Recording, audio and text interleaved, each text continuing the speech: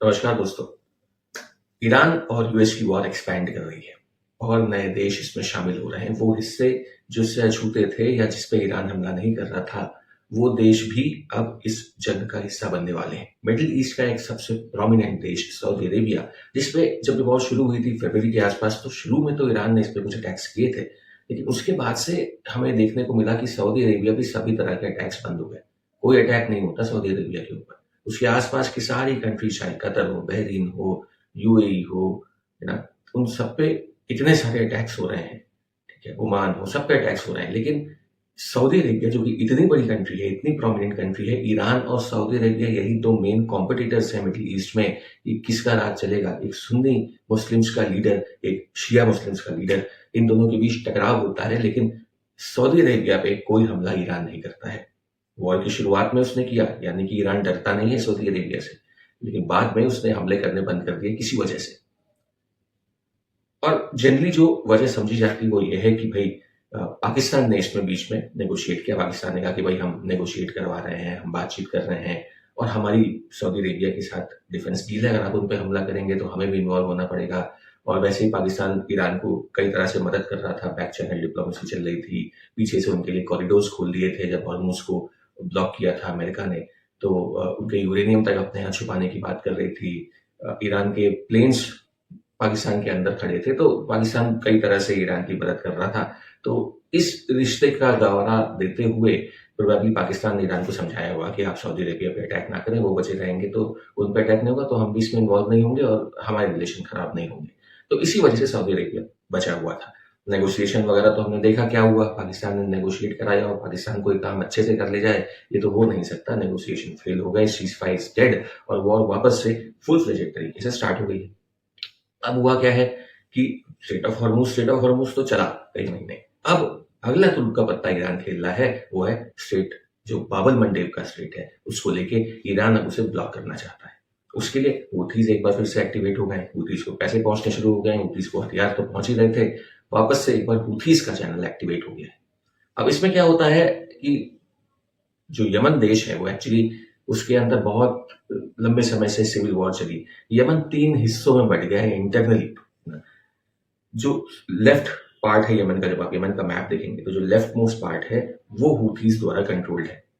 Right का हिस्सा 2 हिस्सों में बटा है, नॉर्दर्न और साउदर्न। तो नॉर्दर्न पार्ट जो है वो सऊदी अरेबिया से उसका पूरा बॉर्डर लगता है, तो वहां पे सऊदी बैक्ड गवर्नमेंट है, जिसे इंटरनेशनल रिकग्नाइज्ड गवर्नमेंट भी कहते हैं।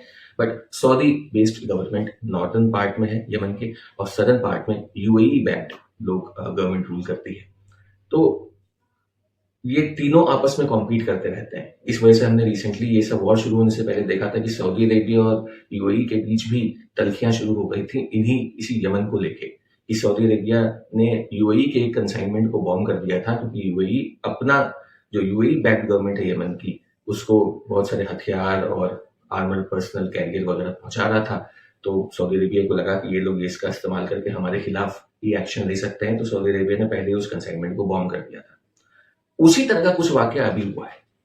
सना एयरपोर्ट यमन की, ऐसे जब यमन इस तरह से डिवाइडेड नहीं था तो Sanaa used to be the capital of Yemen. तो यमन जो कैपिटल हुआ करती थी पूरे यमन, सना जो कैपिटल हुआ करती थी पूरे यमन की, इस समय वो हूथी बैक्ड रीजन की कैपिटल है। सना का जो एयरपोर्ट है उसपे ईरान के कुछ प्लेन्स लैंड करने वाले थे, और चूंकि वो हूथी एरिया है तो ईरान ऑब्वियसली उन्हें हथियार वगैरह भेजने वाला होगा। सऊदी अरेबिया ने एक बार वही किया जो उसने यूएई के साथ किया था, उसने जाके सना एयरपोर्ट को बॉम्ब कर दिया, उनकी एयर स्ट्रिप वगैरह तोड़ दी। इससे रिलेटेड भी एक किस्सा बड़ा निकल के सामने आया कि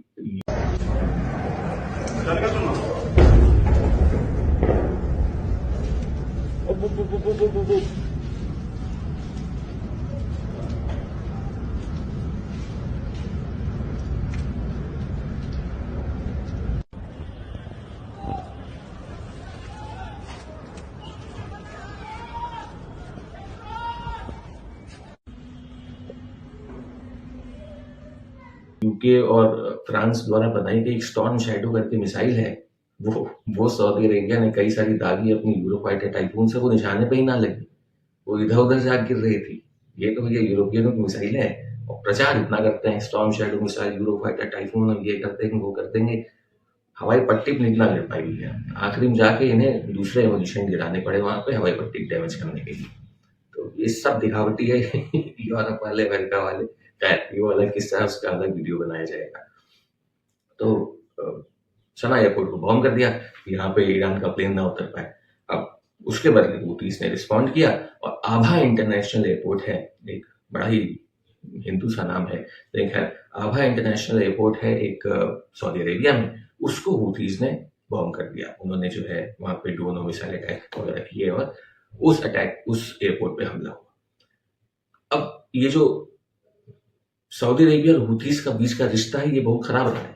2015 से लेकर 2022 तक सऊदी बैक्ड कोलिशन एक था, जिसमें कई सारे देश मिडिल ईस्ट के मिलके, और प्राइमरली उसके हिस्से थे सऊदी अरेबिया और यूएई, इन सब ने मिलके हूथीज को 2015 से लेकर 2022 तक यानी 7 साल खूब बॉम्बिंग की, खूब बॉम्ब किया है इनको, जी भर के बम गिराए, मिसाइल मारी है, लेकिन हूथीज के पांव वहां से नहीं उखड़े हैं। हूथीज ने अपना कंट्रोल बना के रखा है। हाँ, उनका area of control obviously shrink हो गया, और जो हिस्सा हूथीज का खाली हुआ उस पर यूएई और सऊदी अरेबिया ने अपनी अपनी बैक गवर्नमेंट्स बिठा दी, लेकिन हूथीज का प्रेजेंस अभी भी यमन में रहा। तो 2015 से 2022 तक खूब मैसिव बॉम्बिंग हुई यमन के ऊपर, हूथीज के ऊपर, और चाइना ने एक सीजफायर, एक ट्रूस करवाया इन दोनों पक्षों के बीच में, सऊदी अरेबिया और हूथीज के बीच में 2022 में जाके ये एक ट्रूस हो गया, जिसके बाद इन दोनों देशों के बीच लड़ाई हो गई, क्योंकि सऊदी अरेबिया को बहुत नुकसान हो रहा था। हूथीज जिस पार्ट, यमन का बॉर्डर एकदम सऊदी अरेबिया से लगता है, तो हूथीज के लिए सऊदी अरेबिया में अटैक कर पाना बहुत ईजी होता है, उनकी ऑयल रिफाइनरीज को हिट करना, उनकी ऑयल पाइपलाइंस को हिट करना, तो जो क्रिटिकल इंफ्रास्ट्रक्चर है उनकी डिसलाइनेशन प्लांट्स को हिट करना, तो critical infrastructure, money making infrastructure जो सऊदी अरेबिया का है, उसको हूथीज रेगुलरली हिट कर रहे थे, और सऊदीज के लिए उनको रोक पाना बहुत मुश्किल हो रहा था। ठीक है, तो ये ट्रूस हुआ, इसके बाद से लड़ाई बंद हो गई और एवरीथिंग वेंट वेल। लेकिन अभी हाल में ये जो अटैक हुआ है, इससे लगता है कि इन दोनों पक्षों के बीच ये जो शांति समझौता हुआ था, यूएस और ईरान के बीच हुए शांति समझौते की तरह ये शांति समझौता भी अब खत्म होता दिखाई दे रहा है, जिसके बाद हूथीज और अटैक्स कर सकते हैं सऊदी अरेबिया पे, अगर ईरान उन्हें अलाउ करता है तो। क्योंकि अगर हूथीज बाब अल मंडेब को चोक करते हैं तो straight of Hormuz already choked है, बाब अल मंडेब चोक्ड हो जाता है, सऊदी अरेबिया के लिए अपना तेल बेच पाना बड़ा मुश्किल हो जाएगा। इस केस में सऊदी अरेबिया पॉसिबली इंटरवीन करेगा, वो बाब अल मंडेब को खोलने की कोशिश करवाएगा, जिससे हूथीज और सऊदी अरेबिया के बीच ये जो शुरुआत हो चुकी है टेंशंस की, क्योंकि ट्रूस तो ऑलरेडी खत्म होता दिखाई दे रहा है, ये कन्फ्रंटेशन बढ़ेगा।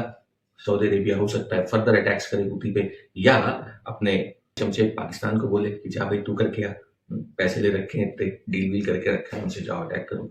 हो सकता है पाकिस्तान को इस लड़ाई में कूदना पड़े।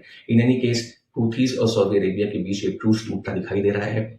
ईरान और यूएस के बीच की वॉर एक्सपैंड कर रही है, सऊदी अरेबिया उससे अछूता नहीं है। आज नहीं तो कल सऊदी अरेबिया को इस वॉर में कूदना पड़ेगा, और जब सऊदी अरेबिया इस वॉर में कूदेगा तो खुद कूदने से पहले वो अपने पिट्ठुओं को इस वॉर में भेजेगा। इसलिए पाकिस्तान, जो अभी ईरान के साथ एक अच्छे रिलेशन बना के रख रहा है, इस वॉर से दूर है, पीस मेकर और नेगोशिएटर का रोल प्ले कर रहा है, उसे भी इस युद्ध में कूदना पड़ सकता है। और जिस दिन ऐसा होगा उस दिन यूएस ईरान वॉर की लपटें मिडिल ईस्ट से उठकर इंडियन सब कॉन्टिनेंट तक पहुंच जाएंगी, और ये बहुत अच्छा सिग्नेचर नहीं होगा, क्योंकि तब अरेबियन सी भी इस वॉर के जद में होगा।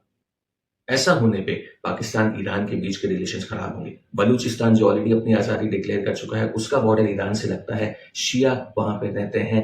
पाकिस्तान के अंदर खुद 20 से 22% शिया पॉपुलेशन है, वो सभी पाकिस्तान के खिलाफ उठ खड़े होंगे। बलूचिस्तान में जो फ्रीडम मूवमेंट चल रहा है, उसको ईरान फर्दर सपोर्ट कर सकता है, बलूचिस्तान को और ज्यादा स्ट्रॉन्ग कर सकता है, ताकि वो प्रॉपरली अपनी फ्रीडम को रिस्टोर करके रख सके, अपने फ्रीडम को मेंटेन करके रख सके। पाकिस्तान के लिए बहुत ही ज्यादा चैलेंजेस क्रिएट हो सकते हैं अगर ये वॉर एक्सपैंड करती है। अगर सऊदी अरेबिया इस वॉर में एक्सपैंड होता है तो उसकी वजह से बहुत सा चेन रिएक्शन होगा, बहुत सी और दूसरी चीजें होंगी, और पाकिस्तान जो अभी इतनी शांति से किनारे बैठा हुआ है और नेगोशिएटर खेल रहा है, उसे इस वॉर में एक्टिव रोल प्ले करना पड़ेगा, और एक बार फिर हर वॉर की तरह इस वॉर की भी पाकिस्तान को एक भारी कीमत चुकानी पड़ेगी। तो देखते हैं आगे क्या होता है। जो भी अपडेट्स इसके बारे में आएंगे, I'll keep you updating. Thank you very much for watching this video. जय हिंद, जय भारत।